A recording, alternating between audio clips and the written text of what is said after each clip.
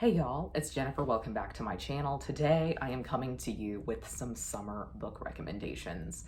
I have tried to do some seasonal book recommendations for every season of the year, and summer is apparently the only one that I have left. I feel like for me personally in the summer, especially this year, I'm really in the mood for lighter reads. I don't find myself reading a lot of adult fantasy in the summer a lot of the time. I think it's also a pretty dry season for me in terms of stuff like nonfiction, literary fiction, classics, or anything like that. Summer is just typically a very busy time, and so in my downtime, I find myself wanting to read like quick-moving, fun, fast-paced books. And so I think that's the majority of my recommendations today, but there are a few exceptions. The first book that I want to recommend is a book that I feel like I never shut up about. I feel like I am constantly recommending this book, but when I thought of summer, this honestly was the first book that came to mind, and that is A Room with a View by E.M. Forster. So this is a book that was written in the early 20th century, and the first half of it is set in Florence, Italy. And it's basically really at its heart a romance. It's so quaint and charming.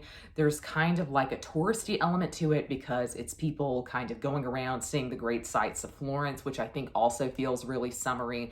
But I feel like I also remember there just being a discussion of flowers blooming in the hills, so I pictured the weather as being very warm. This is also really short to be a classic, so I think it's kind of the ideal classic to be reading at this time of year because it is very short.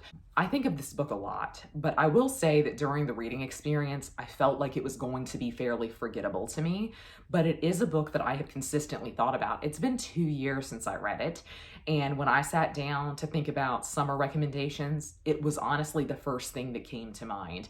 And so this is a book that has grown in affection for me since finishing it. I also want to recommend To Kill a Kingdom, which is, I think, the only book about mermaids that I have ever read that I've truly enjoyed. So this is technically not about mermaids. I think our main character is a siren. This is a retelling of The Little Mermaid in many ways, and our main character is more in line with the Ursula character than she is with like the good mermaids, and her romance is with a guy who's kind of like a pirate. It is wonderful. It is ideal for the summertime, and it's also a standalone, which I think is really valuable at this time of year. And just in general, I would like there to be more standalone fantasies. This is really a quick read, and I just loved the atmosphere and the vibe of this. It really set up the undersea world in such an interesting and vivid way. You could really see this in your mind's eye. And so I really liked it, and I also really liked the darker tone to it. I felt like it was very refreshing to be a Little Mermaid retelling. I feel like a lot of them that I have read have kind of scrubbed the edges off the story, or have just in general been a more kind of Disney retelling than a Hans Christian Andersen retelling, which is totally fine. But I really liked how this leaned into kind of the original idea that mermaids and sirens are very evil beings. And so I really liked this, and I think it is ideal to read during the summer. A recent read of mine that just fully encapsulates what I want to be reading during the summer is Magnolia Parks. This is a book that has gone fairly viral over on Book Talk, and I have seen so many booktubers talk it up as well. I downloaded it on a whim at the beach, and I am so glad that I did because I truly could not put this book down. It is often sold as Gossip Girl in high society London.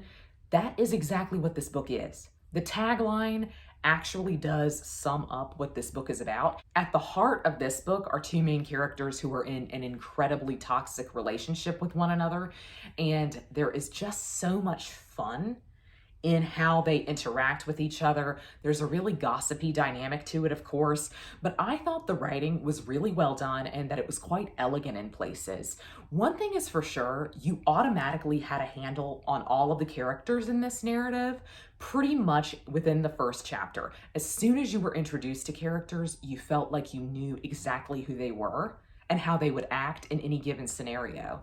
And that just takes a real level of talent, in my opinion. This is far and away one of my favorite books that I have ever gotten out of the Kindle Unlimited library. While reading it, though, I also, kind of similar to A Room with a View, had the feeling that I wasn't going to carry on, or that I wasn't really that engaged with it. But to me, this is another book that has gone up as time has passed since reading it, because I have consistently thought about this and I find myself thinking about the characters and wondering how they're doing, almost like they really are real socialites that I am following on like celeb news or gossip sites. Do y'all remember that show that used to come on ABC, Revenge? That's how this feels to me. It's just rich people problems. Revenge kind of had a great thriller element. I feel like Magnolia Parks would be made better by a thriller element. Oh my gosh, it would. This is maybe more in conversation with a show like White Lotus. It's just genuinely watching rich people have problems, and I love it. Hear me out. Y'all knew I was gonna say this. I feel like you did. If you've been on my channel for any length of time, you were probably also tired of hearing me recommend Moby Dick. I know Moby Dick is not for everyone. And I know I also started this video by saying that during the summer, I really want to read lighter books, and by no definition is Moby Dick a light book. But I read Moby Dick on vacation a couple of years ago. I read it at the beach, truly sitting on the beach watching the waves. And this year, I saw a guy on the beach reading this exact copy. Let me tell you, reading Moby Dick at the beach is exactly how this book was meant to be experienced. I think a lot of my love for this came from the fact that I read it exactly where it is set. On one level, we all know that Moby Dick is about the white whale, and we also think about Captain Ahab, and we think about whaling in general. But on another level, this book is just genuinely for people who love the sea, who love the ocean, who love the beach. That is the way everything in this book is described, is like in nautical terms. And so to me, reading it at the beach was just the ideal time to read it. And I also think when you were on vacation, you've given your brain a break. And so maybe your brain is a little bit more equipped to read something that is heavier and that's going to take a little bit more out of you. At least that's how I felt when I read this. I felt like I had relaxed enough that I was in the perfect mindset to handle something like this. Though I love it so much and I would love to reread it, I truly don't know when I would do it. I don't know when I would have the brain power to do it, but I think at the beach is when I would reread it again. This is a current read of mine that I have out from the library, and I don't know how I'm feeling about it, but one thing is for sure, it definitely has the summer vibes. In fact, summer is in the title. That is It Happened One Summer by Tessa Bailey. I am kind of in my romance era, and I feel like most of the romances that I have been enjoying have been set during the summer. And so I am really enjoying this. This is about kind of a socialite who is rich, and her dad's basically gonna cut her off. And so he sends her up to somewhere in the Pacific Northwest where she meets this really hot, bearded ship captain type dude who fully believes she is incapable of taking care of herself. A lot of shenanigans ensue. A lot of this is really, really funny to me, and I think that's a lot of what I'm on the hunt for this summer as well. That's why I'm really enjoying lighthearted romances, because I think they're very pithy, witty, and I think a lot of the time they are also examining deeper issues. I will fully admit to you, I have spent a lot of my life being one of those people who looked down their nose at romance, and I really don't know why. At this point, I can't see any argument against loving romance. But there's just something really comforting about knowing that two people are coming together, that two people are going to be really happy together, and in fact, just that the ending of the book is going to be a happy ending. That's really fun to me. That's really comforting to me, and it is so vastly different from what I normally read that I fully see myself leaning into my romance era. I fully see myself reading more romance. This is fun. I don't know that I feel like it's touching on enough deep enough topics for me, but I'm really enjoying it so far, and it is definitely 100% summer vibes. Let's talk about my favorite book of the year, The Villa by Rachel Hawkins. I love, love, love this book. And it came out at the start of the year. It came out in January. Why? Because this is such an ideal spring summer book. This is set at a villa in Italy, and it has to do with two authors who are working on something new. They go to a villa in Italy where about 50 years ago, something went down with a group of rock stars who were living in the villa at the time. And that past storyline in the 70s is a retelling of Mary Shelley, Percy Shelley, and Lord Byron when Mary Shelley wrote Frankenstein. A lot of people have talked about this as a thriller or as a mystery.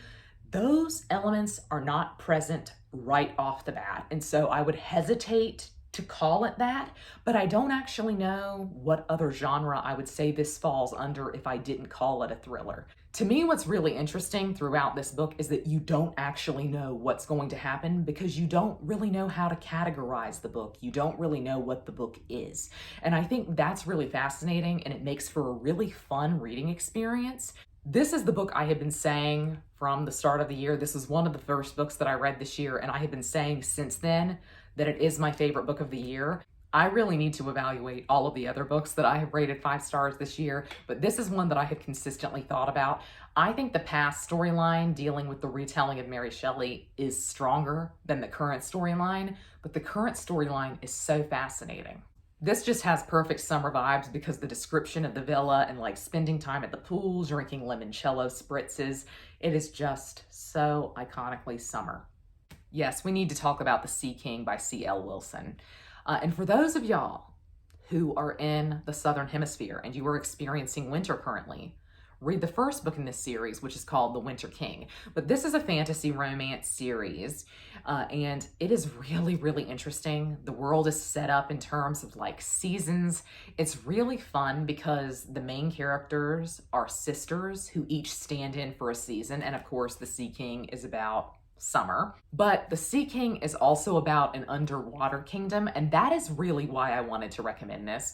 I feel like during the summer, I also really want to read watery books or books that feel like they're taking place also at the beach, and that to me was the brilliance of this. I really loved the description, not just of the sea world. I mean, I really think in general, world building and description is C.L. Wilson's strong suit. But to me, it was so lovely to read descriptions of the underwater world. I mean, right off the bat, they're described as having like sea anemones in their hair, and their hair is tinted kind of blue or green. I really loved how the description of them was just so cozy. I feel like a lot of the time fantasy, even fantasy romance, can lean into being a bit dirty and grimy and dark.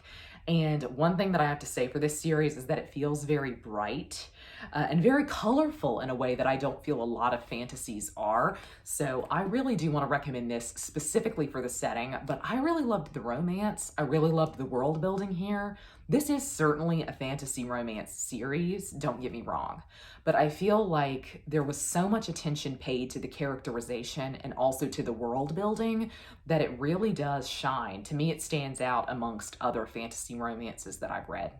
I told myself I could only recommend one Emily Henry here because I've been on my Emily Henry kick for the past couple of weeks and I'm obsessed with her. It was really a toss-up for me because I'm currently reading Happy Place, and I feel like Happy Place, her newest release, is so summer just based on like the New England setting. It's set in New England, and that feels so summery to me. But People We Meet on Vacation also has a really ideal summer locale. It is set in Palm Springs, and one of the themes of this book is just how hot it is there and how hot it is when the air conditioner goes out. And so I really think you can feel the heat of summer in this book, and so that's why I went with this one. This is Friends to Lovers. It is about a pair of friends who have gone on a vacation together basically every year since college. Something went down on one of their vacations a couple of years ago, and they haven't spoken since. So they are getting back together to do one last vacation and hope that they can clear things up with their friendship. I really loved the main characters here. This was also easily, to me, the funniest of all of Emily Henry's works. I literally found myself laughing out loud multiple times while reading this. I think if I'm being honest and if I'm really ranking her books, this one has got to be, I think, my favorite. Book Lovers is up there for me, definitely. I really, really love Book Lovers as well, and I could have recommended that here as well. But I think this one just really hits the summer vibe. I think it's really cozy, the romance is really cute, and it definitely feels like you can feel the heat of summer on nearly every page. Last but not least, is another book that is set in Italy. I feel like Italy is also a theme for me during the summer, but that is The Flight of the Falcon by Daphne du Maurier. I wanted to put My Cousin Rachel here because the opening chapters of My Cousin Rachel are just baked with heat. It's also set in Florence, the first few chapters of My Cousin Rachel. But the rest of My Cousin Rachel is set in a very gloomy, cold Cornwall, so it didn't feel like an appropriate summer read. The Flight of the Falcon is Daphne du Maurier's only book that is set entirely in Italy, which is interesting because she spent quite a bit of her life there. The main character of this book is a tour guide who goes home to one of the hill towns of Tuscany, where he kind of finds that it's being haunted by his dead brother. And we are also getting information about what happened in the town hundreds of years ago when it was ruled by just basically a crazy tyrant. And so this is really dynamic and interesting. It's easily one of my favorite Daphne du Maurier's. I don't know why this one isn't talked about more. My friend Svea gifted this to me for Christmas last year, I think, and I also had never heard of it. When she sent it to me, I had never heard of this, and I still think it's shocking that this is not talked about more because it is so wonderful, and I think her writing is really, really great in this one. I tend to find with Daphne du Maurier anyway that I feel like her lesser known titles are her better written works, and I don't know why that is. I love the setting here, I love the past timeline, and it's very, very fast paced. You don't want to put this book down. So that was a really quick video all about some of my favorite books to read during the summer. I would love to know down below if you have read any of these, and I would love to know what you recommend to read during the summer. But that's going to be all for me today. I hope you're all having a great week. Happy reading. Goodbye.